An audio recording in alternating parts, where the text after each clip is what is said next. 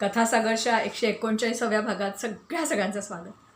आज शनिवार आणि स्वातंत्र्य लढ्याच्या गोष्टी. गेल्या वेळेला आपण बघितलं होतं की पोर्तुगीजांचं पहिल्यांदा कुठे आगमन झालं, झामोरींनी कसं स्वागत केलं आणि मग झामोरींची आणि पोर्तुगीजांची लढाई.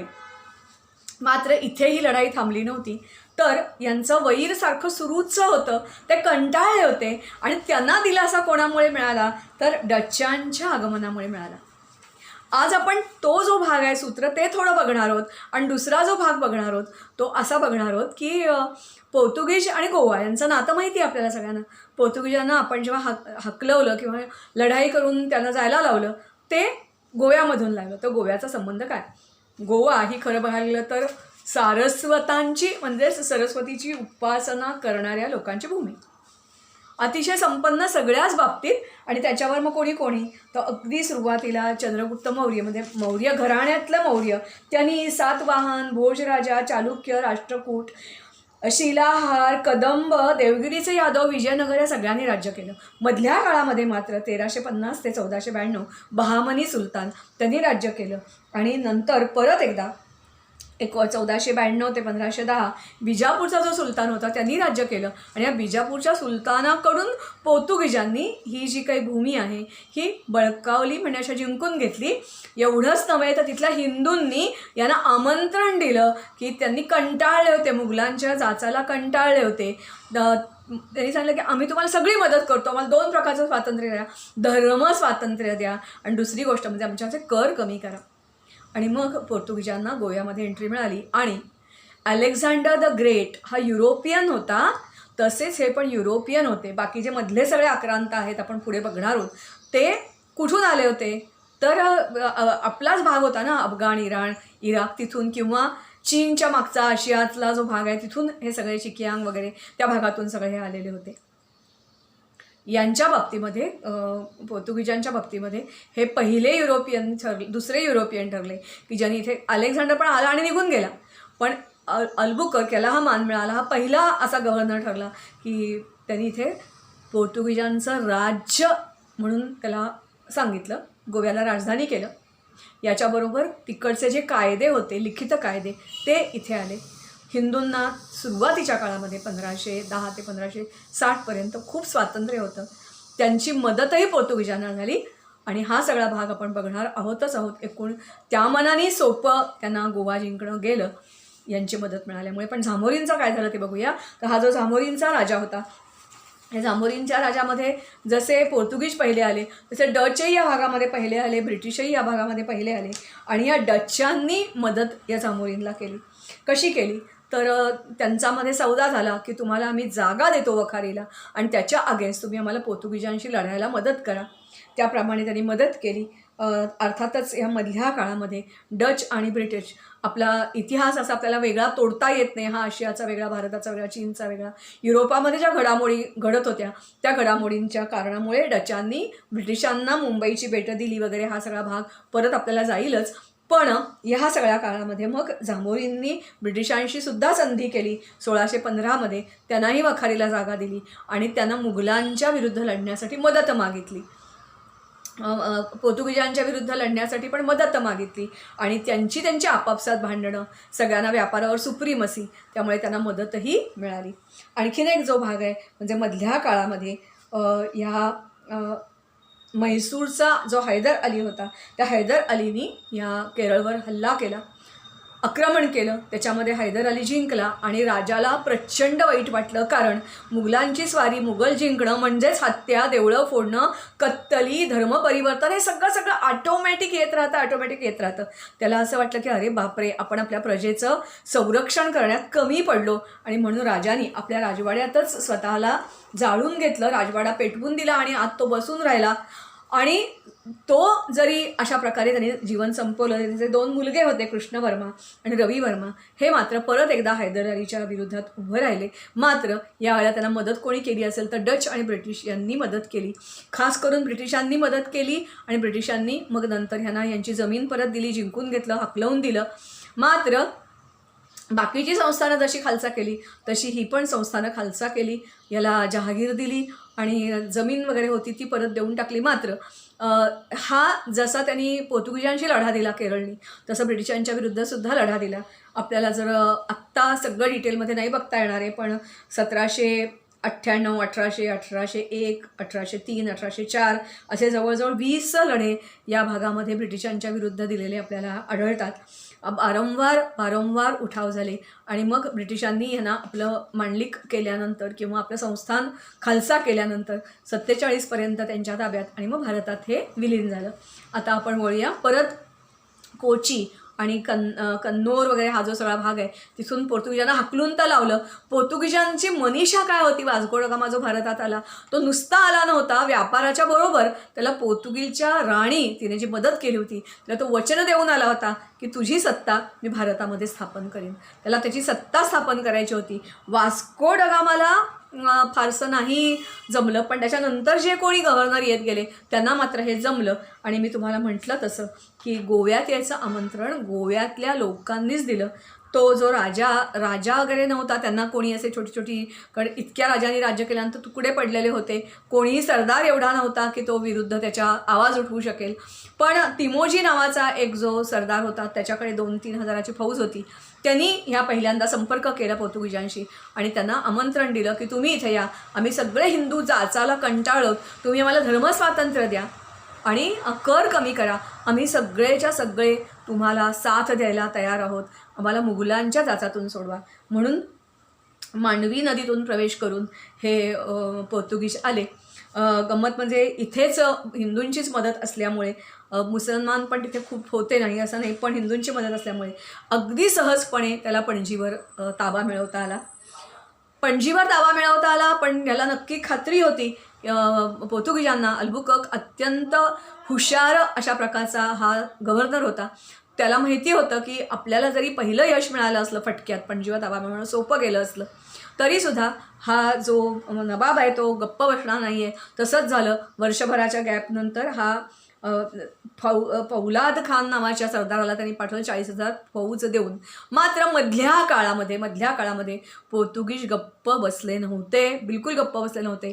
त्यांनी बंदराची व्यवस्थित परत भिंती बांधल्या, खंदक खणले, संरक्षण व्यवस्था उभी केली, हिंदूंना खुश केलं, आपल्या बाजूला वळवलं. आणि मग जेव्हा हा आला फौलाद खान, त्यावेळेला स्वतः बादशहा पण आला आणि मग बेनास टरीफ नावाचं जे एक बेट किंवा जे काही फोर्ट आहे त्या फोर्टच्या जवळ त्यांनी पाडावर टाकला स्वतः आणि तो वाट बघत बसला. 3 महिने 4 महिने पावसाळा सुरू व्हायची वाट बघत बसला. पावसाळा सुरू झाला की त्यांनी हल्ला करायला सुरुवात केली.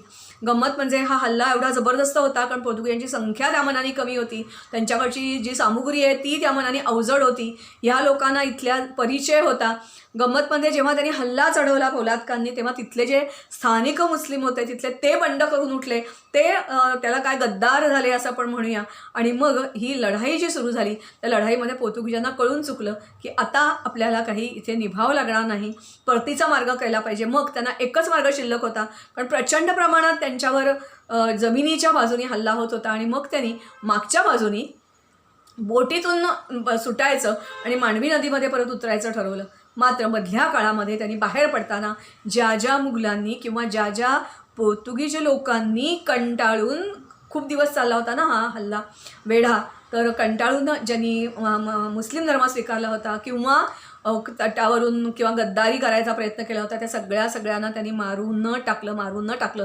घरं लुटली, घरं तोडून फोडून उद्ध्वस्त केली. त्यांच्या बायका, हराममधल्या बायकासुद्धा आपल्या मरियम नावाची त्यांची जी राणी होती तिला दासी म्हणून करण्यासाठी बरोबर घेतल्या आणि गोवा सोडला, म्हणजे मांडवी नदीमध्ये शिरले.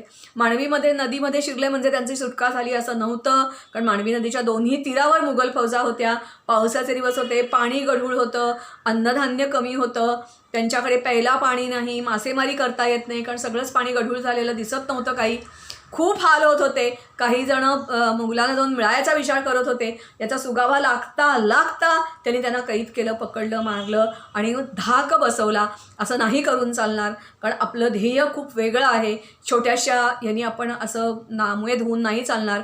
असं करता तोवर असं झालं की आणखीन एक त्यांनी केलं होतं, ते म्हणजे विजयनगर साम्राज्याशी यांनी हातमिळवणी केली होती आणि विजयनगर साम्राज्याने ह्यांना अरबी घोडे किंवा तोफा किंवा नवीन नवीन दारुगोळे हे जे काही सगळं आहे हे सगळं मिळावं, त्याच्या मोबदल्यात मुसलमानांशी लढण्यासाठी पोर्तुगीजांनी मदत करावी अशी संधी केलेली होती.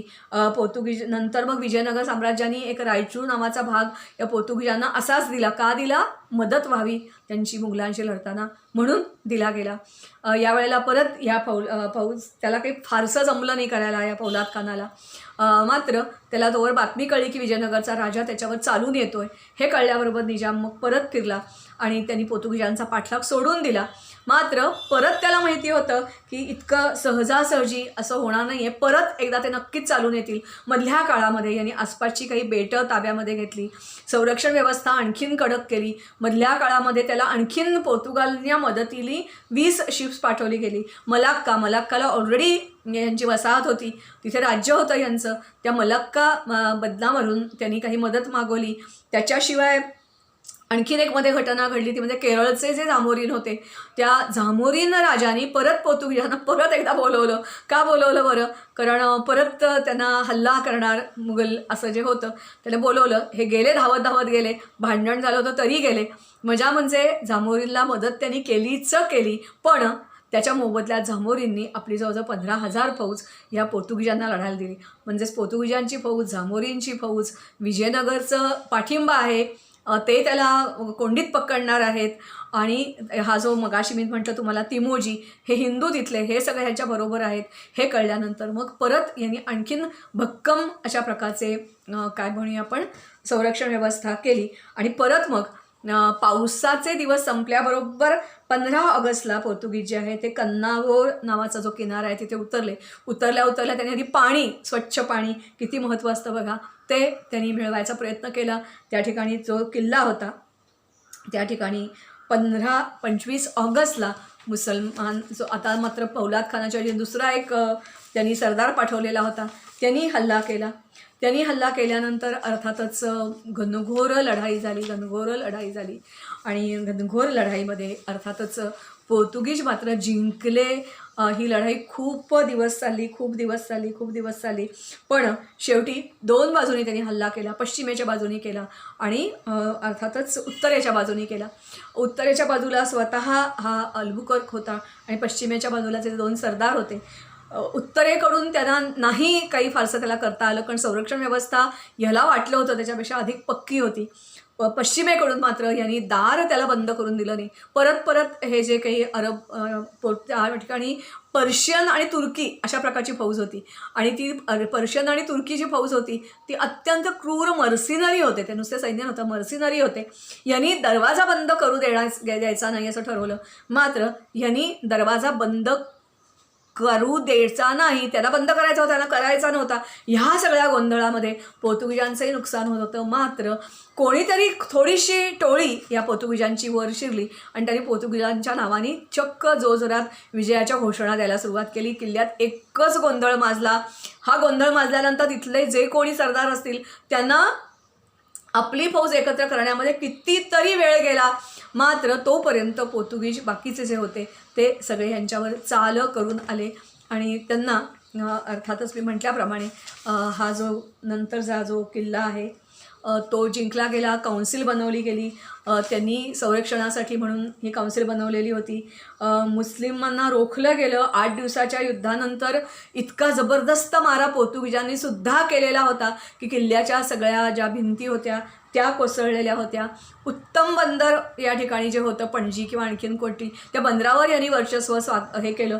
दुसरी गोष्ट म्हणजे तांदूळाची आयात निर्यात इथून होत असे.